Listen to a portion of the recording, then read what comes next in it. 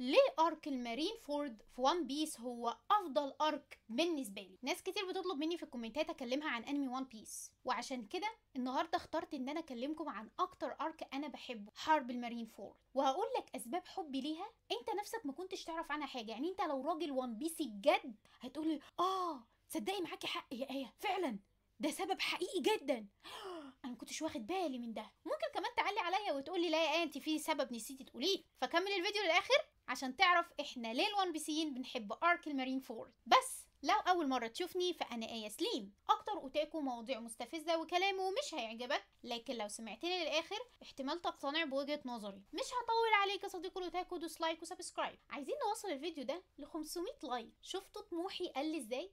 انا مش طماعه. ワンピースは実在する。そうだ、僕がキラだ。バンジャイ神羅転生レジيوش إيكيماشو.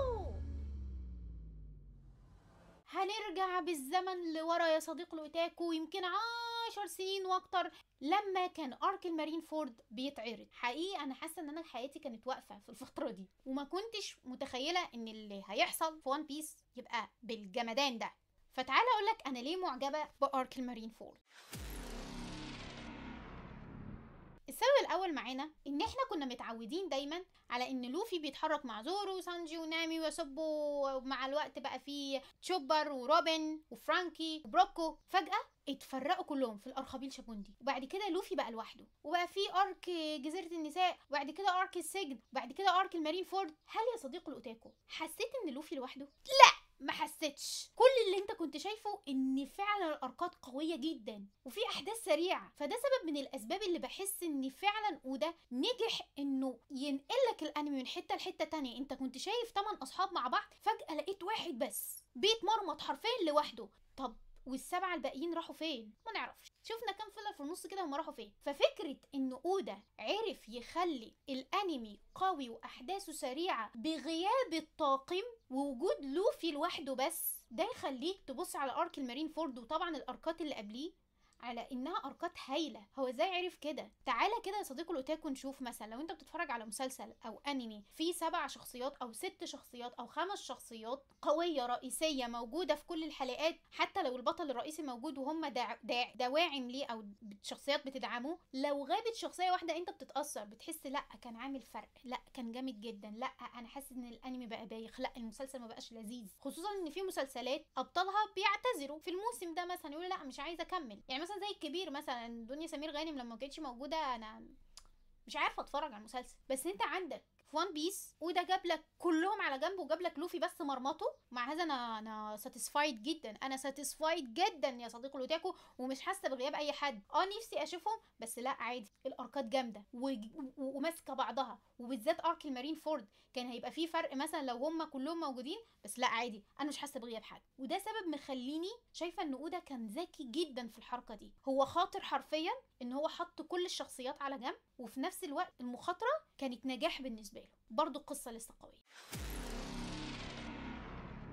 ونروح على السبب التاني، هو ليه ارك المارين فورد ارك قوي. ظهور شخصيات كلنا كنا مستنيينها، ومش ظهرت اللي هو حلقه ولا توتايه، لا دي قعدت معاك بالك حلوه زي اللحيه البيضاء. انت من اول الانمي عمال يترمي لك اللحيه البيضاء في قوه اسمه ايه ده، ملك القراصنه الاول. اللحيه البيضاء هو لقطته مع شانكس وهم على رايح يديله مش عارفه ايه يشربوا سوا. انت طول الوقت عمال الناس تتكلم عن اللحيه البيضاء، تتكلم عن اللحيه البيضاء، تتكلم عن اللحيه البيضاء. ففجاه لقيت اللحيه البيضاء، وفجاه عرفنا قوه الفاكهه بتاعته اللي هي كانت خطيره حرفيا. دبه ماشي عمل لك فيضان، واستنيت شويه الفيضان كان اكبر، كان جاب لك اعصار. فانت دي مش قوه طبيعيه. حط اللحيه البيضاء على جنب. ميهوك مثلا اللي ظهر لك لقطه وما شفناهوش تاني برضه ظهر.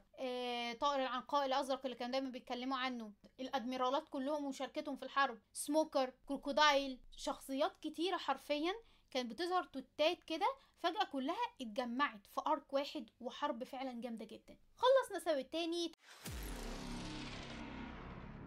تعال نروح على السبب التالت. لحظات قوية للهاكي الملكي. طبعا بالنسبه للوفي احنا ساعتها برضو، انا بتكلم عن الناس اللي كانت متابعه وان بيس من الاول هتبقى فاهمه شعوري اكتر. احنا ساعتها ما كناش نعرف عن الهاكي الملكي حاجات كتير، بس فجاه لوفي بيعمل كده وفجاه تلاقي الناس كلها وقعت من طولها. انا بالنسبه لي كنت بقشعر في اللحظات دي. مش هكدب عليك، انا واثقه ان في ناس كلها كانت بتفكر يا لو عندي القوه دي، يا مش كده واعمل واحده بوم هاكي ملكي اجيبكم الارض كلكم. انا لو تنين يا صديقي قلت لكم اطلع نار ببقي في اللحظه دي، يا ريتني كنت تنين. فاحنا برضو في ارك المارين فورد بدانا كده نشوف، مش هتقول لي لا الهاكي الملكي انا لوفي اظهره من الاول، ده حتى في ارك السجن لما كان حاول ينقذ نفسه لما الثعالب كانت بتهجم على مش عارف مين.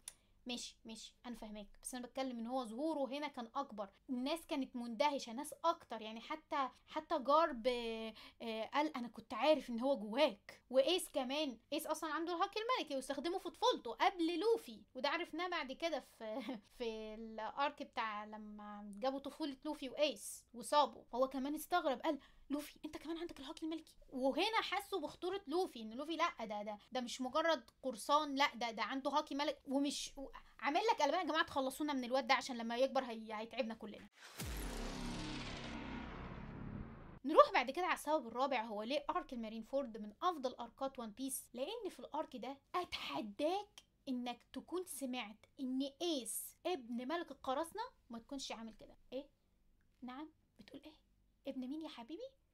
معلش هو انتوا مش قلتوا من الاول ان هو ولوفي اخوات؟ تضحكوا عليا؟ لا ومش بس يعني مش اخوات، ده ابن ملك القراصنه. لا ده انا مش هسكت على اللي بيحصل، انا حاسه ان انا خدت قف على وشي قلم، ما علينا. بس هو ده فعلا كان شعوري، اللي هو معلش بس نعيد الجمله دي تاني عشان حاسه ان انا سمعت حاجه غلط او قريت في الترجمه حاجه غلط. هنرجع بس لحظه كده. ايوه ايه بتاني بتفاجئ تاني بجد ابنه. لا يا جماعه انا بقى عندي سبب اكبر ان احنا نحمي ايس. يعني فكك من ان احنا كده عايزين نحمي ايس وعايزين ننقذه، انا فاهمه ان ده الغرض من اللي احنا بنعمله، بس دلوقتي احنا بنحمي ابن ملك القراصنه. انا اتحمست ليه يا جماعه؟ انا كبرت على اللي انا بعمله ده، بس يعني انتوا فاهمين شعوري، يعني فاهمين. خلينا نروح على السبب الخامس، وان الكل عرف ان لوفي يبقى ابن الثوري دراجون. طبعا احنا عارفين ده من الاول من ارك 7 ووت، بس فكره او ارك انيس، يعني هو كان في الاول 7 ووتر بعد كده انيس لوبي بعد كده مش عارف الارك، لما انتوا فهمتوا قصدي اللي في الاخر لما كانوا بينقذوا روبن يعني من الاخر. بس فكره ان هما كلهم عرفوا ان لوفي يبقى ابن دراجون، انا كنت حاسه بفخر رهيب كده، حاسه ان انا ابن، انا حسيت ان هو ابن انا اللحظه. يا جماعه اللي متابعني عارف قد ايه انا بحب ون بيس وعارف قد ايه انا بتحمس، فاعذروني، بس دي بجد لحظه بالنسبه لي انا كنت عايزه اخيرا عرفته الحقيقه. ايوه لوفي يبقى ابن ثوري دراجون. كانت لحظه حلوه صدقوا. خلينا نشوف اللي بعد. ونروح على السبب السادس، هو لارك المارين فورد هو يعتبر الارك الاقوى في ون بيس والافضل بسبب موت ايس واللحيه البيضاء. اي حد بيتابع ون بيس لغايه موت ايس واللحيه البيضاء، احنا كان عندنا قناعات ان ون بيس انمي سعيد، مفيش حزن، مش هنحزن، مفيش فشل، مفيش خساره، في ان احنا الارك كان طبيعي وبنعمل بقى ميمز على الموضوع ان احنا نخش تاب بترخ ومش عارف ايه ولوفي يتصاب واصحابه يتصابوا وكله بقى يبقى كله دموع والكلام ده كله، بس في الاخر بيبقى فيه مأدبه كبيره اكل ونقعد ناكل بقى حلقه ولا حلقتين ونغني ونرقص ونفرح ونروح على مغامره جديده. ده ما حصلش للاسف في ارك المارين فورد. كانت فعلا حاسه ان انا ضحكتوا عليا، وان بيس انمي سعيد، ده مش حقيقه. الضربه وجعتني قوي. يعني مثلا ناروتو احنا متعودين على انه بنفقد اشخاص طول الوقت، واشخاص كده ما تكونش عارف ان انت ايه بتحبهم، يعني عادي. يعني انا كنت قلت ان انا اسمع لما فقدناه في ناروتو انا زعلت، انا ما كنتش عارفه ان انا هتاثر قوي كده. بس انت مش بس خليتنا نفقد شخص، انت خليتنا نفقد اللحيه البيضاء وايس. دي ضربه توجع جدا يا صديق الاوتاكو. يعني انت مثلا ما خليتناش نفقد حد كده شخصيه داعمه كده، اللي هو هنزعل عليها شويه وبعد كده زي اسمه مثلا في ناروتو هزعل عليها شويه بس بعد كده هعرف اعيش. لا، خليتنا نفقد ايس ابن ملك القراصنه الاول واللحيه البيضاء. فانتوا كانت ضربه بتوجع قوي قوي، ما عرفتش اتعافى منها بسهوله يعني. بس ده برضو سبب من الاسباب اللي خلينا نقول ان ارك المارين فورد ارك قوي، ان انت ما توقعتش حاجه زي كده ممكن تحصل.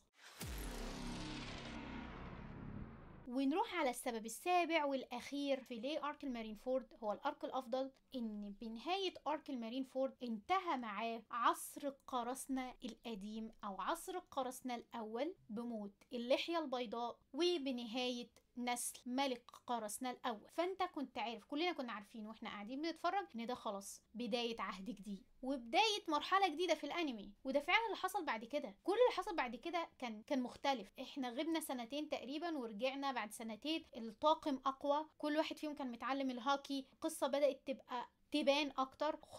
الخصم بتاع لوفي في كل مرحله او في كل ارك بدا يبقى مختلف، يبقى شخصيه اقوى، شخصيه ما كنتش تتوقع ان لوفي يعرف يغلبها. زي مثلا يعني انا مش هكدب عليكم، دوفلامينجو لما كنت اول ظهور ليه انا عارفه ان ده هيبقى واحد من اعداء لوفي، بس انا كان في دماغي هو لوفي هيهزمه ازاي، استحاله. بس بعد ارك دريسروزا حط عليه، امال ايه، الموضوع انتهى. فده بالنسبه لي كانت نهايه مرحله ونروح على مرحله نضوج اكتر في عالم ون بيس. وبس كده صديق الاوتاكو، انتهت اسبابي السبعه في ليه ارك المارين فورد هو الارك الاقوى في عالم ون بيس. لو عندك سبب مختلف عن اسبابي يا صديق الاوتاكو يا ريت تكتبه في الكومنتات، ولو في انمي تاني معين عايزني اكلمك عنه يا ريت برضه تكتب لي اسمه في الكومنتات، واكتب لي كمان ايه رايك في فيديو النهارده. بحب الكومنتات الحلوه، انا عايزه كومنتات حلوه وقلوب وورد، بس صدقوني بشوفها وبتشجعني قوي. وما تنساش تدوس لايك وسبسكرايب وتعدي على كل الفيديوهات اللي موجوده عندي، تشوف القديم والجديد، وتنزل على الديسكريبشن وتابعني على كل منصاتي. ولو كملت الفيديو للاخر